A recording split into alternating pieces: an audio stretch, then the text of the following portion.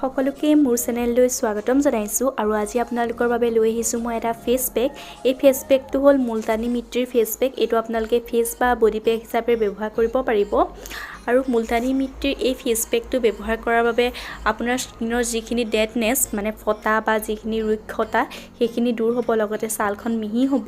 আৰু ছালখনৰ বগা হ'ব উজ্জ্বল হ'ব আৰু লগতে যিখিনি ডাৰ্ক স্পট আছে সেইখিনি যোৱাত সহায় কৰিব গতিকে এইটোনো কেনেদৰে বনাই চাই লও আহক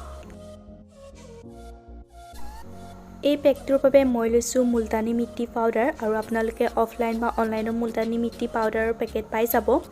আৰু এতিয়া মই ইয়াৰে এচামুচ লম এটা বাটি লৈ লৈছো সাফা আৰু এখন চামুচৰ সহায়ত বাটিটোত মুলতানী মিট্টি পাউডাৰ এক চামুচ লৈ লৈছো আপোনালোকে নিজৰ পৰিমাণ অনুসৰি চাব যদি হাত ভৰিত লগাইটো বেছিকৈ লাগিব আৰু এতিয়া মই ইয়াতে দি দিম এক চামুচ ৰোজ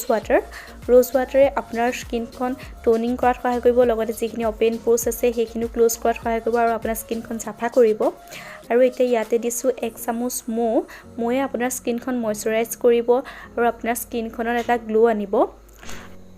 দিয়াৰ পাছতে এতিয়া আমি গুটি পেকটো অকমান মিক্স আপ কৰি লম আৰু এটা বস্তু ইয়াত এতিয়া মই মিলাম সেই বস্তুটো কি আপোনালোকক দেখাইছো আৰু গুটি পেকটোৰ মেইন প্ৰডাক্টটো হৈছে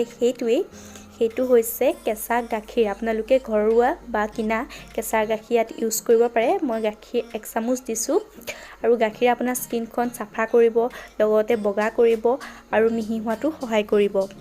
আৰু মই এতিয়া এখন চামুচৰ সহায়ত এনেদৰে ভালদৰে পলেপটো মিক্স আপ কৰি লৈছো আৰু মোৰ পলেপটো অকমান পনিয়া যেন হোৱাত মই ইয়াতে মুলতানী মিট্টি পাউডাৰ আৰু অকমান মিক্স কৰি দিছো আৰু এতিয়া আকৌ এটো চামুচৰ সহায়ত ভালদৰে মিক্স আপ কৰি লম আৰু আপোনালোকে যেতিয়া পলেপটো মিক্স আপ কৰিব তেতিয়া চাব যাতে বেছি পনিয়াও নহয় আৰু বেছি ডাঠো নহয় এটো অলপ মানে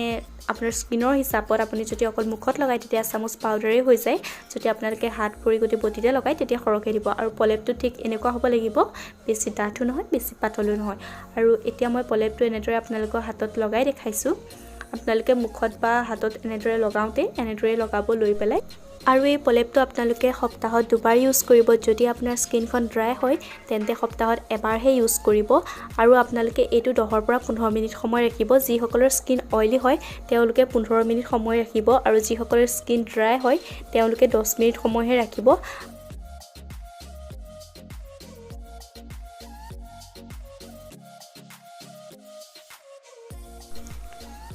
আৰু এতিয়া মোৰ স্কিনখন শুকাইছে ফেস পেকটো প্ৰায় ড্ৰাই হৈ গৈছে আৰু মই একেবাৰে ড্ৰাই হৈ যাব নিদু 100% এতিয়া এটো মই স্ক্ৰাব কৰি ঠাণ্ডাৰ পানী সহায়ত ভালদৰে ধুই লমগে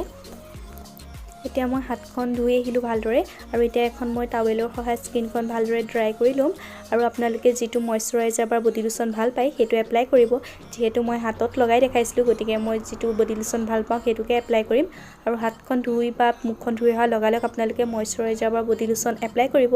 তেতিয়া স্কিনখন আপোনালোকৰ সফট হোৱাৰ লগতে গ্লোইং হ'ব আৰু দিনটোৰ কাৰণে ভাল হৈ থাকিব আৰু